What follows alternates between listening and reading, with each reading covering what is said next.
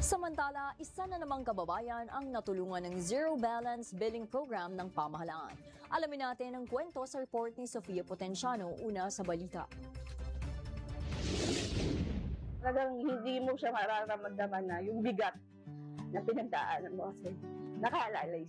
Kaagapay ni Nanay Diana ang Department of Health sa kanyang pagpapagaling mula sa multiple modular non-toxic goiter na ngayon ay naoperahan na at nabiyayaan ng zero balance billing sa DOH San Lorenzo Ruiz General Hospital. Pero paano nga ba nalaman ni Nanay Diana na may sakit siya sa thyroid?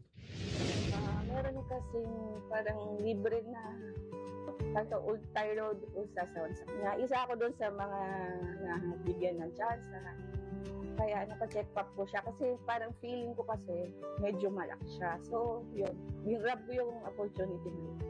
Tapos doon ko nalaman na meron na pala akong solid nodules. Nang malaman ang kanyang kalagayan, agad na naghanap si Diana ng espesyalista upang maagapan ang kanyang sakit. Napakadali kasi lahat na ng kailangan ko, kailangan mo na talaga magtiyaga. Basta ngayon, okay na ako. Kumbaga, panibagong ulit kasi kakahinga ka, hindi ka nahihirapan.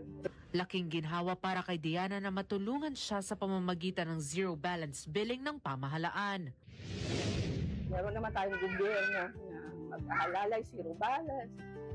Kaysa naman yung lumala yung sakit mo, hayaan mo gano'n na sa kakalalapit kung hindi na.